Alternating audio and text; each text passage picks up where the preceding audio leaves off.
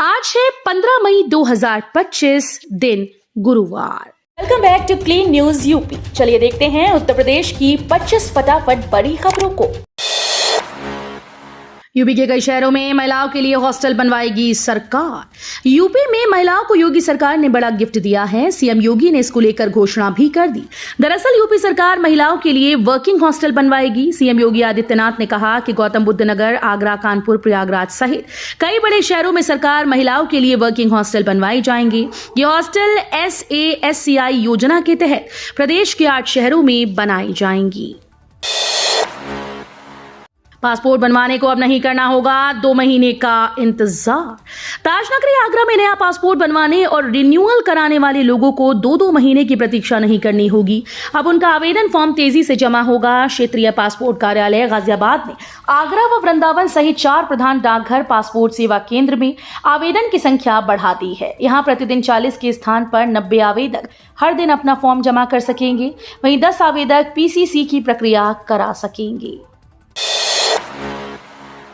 जुलाई से गंगा पर बनेगा 830 मीटर लंबा 4 लेन का नया पुल।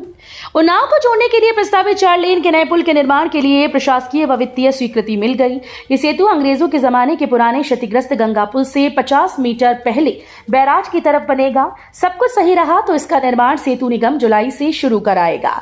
शासनादेश जारी होने के बाद अब जल्द ही टेंडर की प्रक्रिया होगी। संगम से मंदिरों तक जाने के लिए नहीं होंगे परेशान। बुजुर्ग श्रद्धालुओं के लिए गोल्फ कार्ट सेवा जल्द। देश के कोने कोने से प्रयागराज संगम आने वाले बुजुर्ग श्रद्धालुओं को अब संगम स्नान के बाद आसपास के मंदिरों में जाने के लिए पैदल नहीं चलना होगा। जल्द ही यहां पर गोल्फ कार्ट सेवा शुरू की जाएगी। प्रयागराज मेला प्राधिकरण जल्द ही इस सेवा को शुरू करेगा। मेला क्षेत्र पार्किंग से श्रद्धालुओं को इस सेवा से अक्षय वट, बड़े हनुमान मंदिर, शंकर विमान मंडपम, अलोप शंकरी मंदिर और मनकामेश्वर मंदिर जैसी जगह ले जाया जाएगा। सीएम योगी का बड़ा फैसला, माध्यमिक स्कूल्स में 5000 कंप्यूटर शिक्षकों की होगी भर्ती। उत्तर प्रदेश की योगी सरकार ने प्रदेश के माध्यमिक विद्यालयों में शिक्षकों की भर्ती के विषय में बड़ा फैसला लिया। योगी सरकार प्रदेश में माध्यमिक विद्यालयों में 5000 कंप्यूटर शिक्षकों की भर्ती करने जा रही है। सरकार का मानना है कि प्रदेश में सबसे अधिक आबादी अभी 18 से 25 की उम्र यानी युवाओं की है। सरकार मकसद है कि प्रदेश के हर युवा को तकनीक और तकनीकी शिक्षा से जोड़ा जाए। हज समिति में नए 13 सदस्यों की नियुक्ति, राज्यपाल ने दी मंजूरी।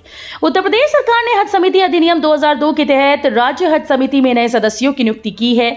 इस संबंध में 14 मई 2025 को शासन की ओर से एक अधिसूचना जारी की गई। अधिसूचना के अनुसार राज्यपाल ने कुल 13 लोगों को हज समिति का सदस्य नियुक्त करने की मंजूरी दी, जिनका कार्यकाल सरकारी गजट में प्रकाशित होने की तारीख से 3 वर्षों के लिए होगा। लखनऊ चिड़ियाघर में बर्ड फ्लू का अलर्ट जारी, अगले 7 दिन रहेगा बंद। राजधानी स्थित नवाब वाजिद अली शाह प्राणी उद्यान को 14 मई से 20 मई तक 1 सप्ताह के लिए बंद कर दिया गया।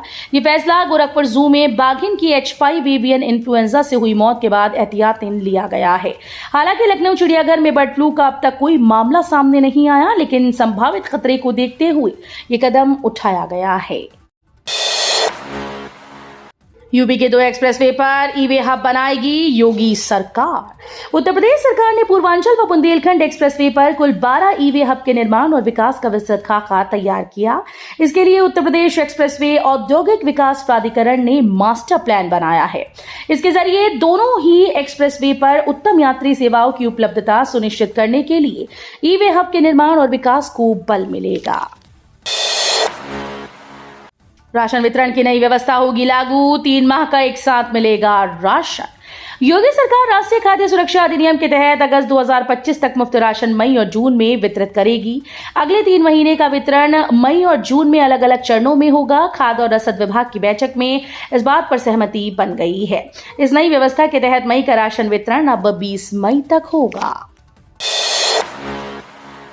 योगी सरकार का बड़ा फैसला, बाढ़ राहत किट में हल्दी, मिर्ची, धनिया के साथ मिलेगी कुल 24 सामग्री। योगी सरकार बाढ़ पीड़ितों को राहत किट में खाने पीने के आइटम के साथ रोजमर्रा में आने वाली जरूरतों का सामान भी देगी, जिसमें ढक्कन वाली बाल्टी, डिस्पोजल, मगादी शामिल हैं। बाढ़ से निपटने के लिए तैयारियां तेज कर दी जाएं। बाढ़ प्रभावित क्षेत्र की पहचान और समय रहते जरूरी इंतजाम कर लिए जाएं। प्रदेश सरकार ने बाढ़ प्रभावित क्षेत्रों के लोगों को हर सप्ताह राहत किट देने का निश्चय किया है।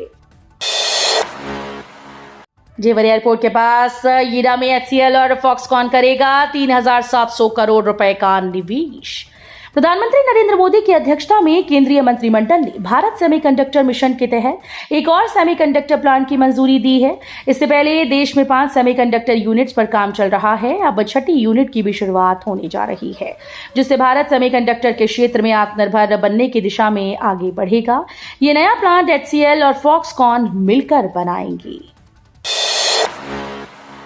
अखिलेश यादव की मांग, यूपी में खुले 6 मिलिट्री स्कूल। एसपी मुखिया अखिलेश यादव ने योगी सरकार से प्रदेश में राष्ट्रीय स्तर के 6 मिलिट्री स्कूल खोलने की मांग की है। इसके लिए लखनऊ, सहारनपुर, कन्नौज, इटावा, वाराणसी और संत कबीर नगर शहरों के नाम सुझाए गए। सपा चीफ ने लिखा है कि आशा है कि वर्तमान संवेदनशील सामरिक परिस्थितियों को देखते हुए सरकार इस पर गंभीरता से विचार करेगी। एसडीएम को भूमिधर अधिकार की घोषणा का अधिकार नहीं, हाईकोर्ट का आदेश। इलाहाबाद हाईकोर्ट ने एक आदेश में कहा कि उत्तर प्रदेश राजस्व संहिता 2006 के तहत एसडीएम को प्रशासनिक आदेश से भूमिधर अधिकारों की घोषणा करने का अधिकार नहीं दिया गया। यह आदेश न्यायमूर्ति क्षितिज शैलेंद्र ने गौतम बुद्ध नगर के जयराज सिंह की याचिका पर दिया। कोर्ट ने कहा कि यूपी राजस्व संहिता के प्रावधान, यूपी जमींदारी उन्मूलन और भूमि सुधार अधिनियम 1950 की धारा 131 से 131B और यूपी राजस्व संहिता 2006 की धारा 76 संबंधित काश्तकार को हस्तांतरणीय अधिकारों के साथ भूमिधर का दर्जा देने की बात करते हैं। 31 मई तक जमा करें लाइसेंस शुल्क, 1 जून से लगेगा 50% विलंब शुल्क। नगर निगम की ओर से सभी लाइसेंस धारकों से अपील की गई है कि अपने प्रतिष्ठानों का वार्षिक लाइसेंस शुल्क 31 मई तक अनिवार्य रूप से जमा कर दें। तय समय सीमा के बाद यानी 1 जून 2025 से देय शुल्क पर 50% अतिरिक्त विलंब शुल्क लागू होगा। डीएम नेहा शर्मा की बड़ी कार्रवाई, तालाब पर अतिक्रमण के मामले में FIR दर्ज, मचा हड़कंप। गोंडा जिले के मनकापुर तहसील क्षेत्र में तालाब की जमीन पर अतिक्रमण कर कुछ लोगों ने गेहूं की फसल को बो दिया था, जिसकी शिकायत डीएम नेहा शर्मा से की गई। शिकायत के बाद डीएम ने त्वरित एक्शन लेते हुए राजस्व टीम को तलब की तालाब की सुरक्षित जमीन खाली करने के निर्देश दिए थे। राजस्व टीम ने मौके पर पहुंचकर जमीन को अतिक्रमण मुक्त कराने के बाद अतिक्रमण करने वालों के खिलाफ FIR दर्ज कराए जाने से हड़कंप मच गया है। आज 44 डिग्री के ऊपर जा सकता है प्रदेश के इन जिलों का तापमान, इन इलाकों में है लू का अलर्ट। उत्तर प्रदेश में अगले 4 दिन भीषण गर्मी का प्रकोप रहने वाला है। मौसम विभाग ने आज 15 से 18 मई के बीच प्रदेश के पूर्वी और पश्चिमी दोनों संभागों में लू चलने की चेतावनी जारी की।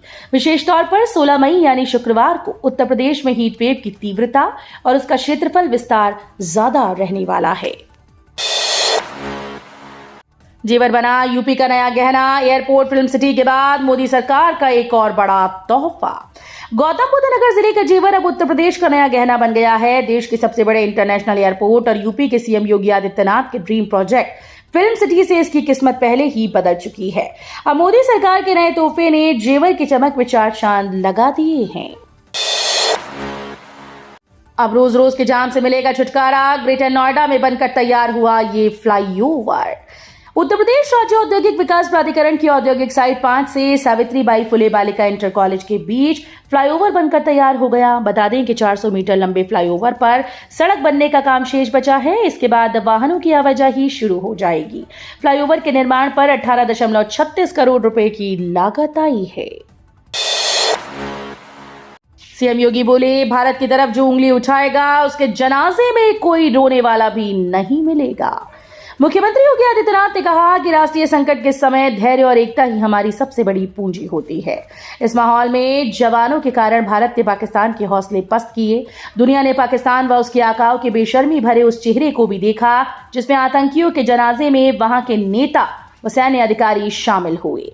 ये चीजें दिखाती हैं कि पाकिस्तान एक विफल राष्ट्र है और 70 से 75 वर्षों में उसने केवल और केवल आतंकवाद के बीज बोए हैं। पाकिस्तान ने अपनी विफलता की कहानी ही दुनिया को बताई है। मथुरा के बरसाना राधा रानी मंदिर रोपवे का सर्वे पूरा। बरसाना राधा रानी मंदिर में रोपवे सेवा जल्द ही शुरू होने की संभावना है। IIT रुड़की की टीम ने रोपवे का विस्तृत सर्वे किया है। टीम ने रोपवे के सभी पुर्जों का बारीकी से निरीक्षण किया, साथ ही ट्रॉलीज का संचालन और ब्रेक सिस्टम की भी जांच की। किसानों के लिए बड़ी खुशखबरी। अब शुगर मिलों से सीधा बैंक खाते में भेजा जाएगा गन्ना भुगतान। गन्ना सहकारी समिति में 8 करोड़ रुपए के घपले के बाद प्रशासन ने व्यवस्था में बदलाव करने का निर्णय लिया है। अब शुगर मिल किसानों का गन्ना भुगतान उनके खातों में सीधे भेज सकेगी। इससे गन्ना भुगतान में समितियों की मध्यस्थता खत्म हो जाएगी। वहीं किसानों को भुगतान बिना किसी विलंब के मिल जाएगा। ग्रेटर नोएडा वेस्ट के लोगों के लिए खुशखबरी। अब शहरवासियों को नहीं होंगी ये दिक्कतें।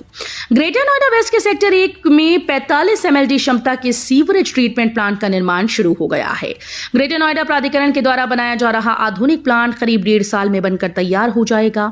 इसके निर्माण पर करीब 80 करोड़ रुपए खर्च किए जा रहे हैं। नॉलेज पार्क 5 में 50 MLD क्षमता का STP बनाने की भी तैयारी चल रही है। इसके लिए जगह चिन्हित कर ली गई। शहर की सीवर व्यवस्था को दुरुस्त करने के लिए प्राधिकरण ने ग्रेटर नोएडा ईस्ट और वेस्ट इलाके में कई जगहों पर STP बनाने की योजना बनाई।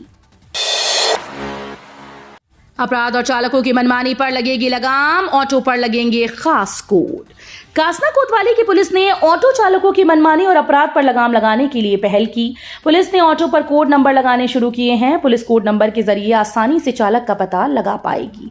कासना कोतवाली प्रभारी धर्मेंद्र शुक्ला ने बताया कि कोतवाली क्षेत्र में चलने वाले हर ऑटो चालक का डेटा पुलिस के पास होगा। इसके तहत हर ऑटो पर कोड नंबर जारी किए जाएंगे।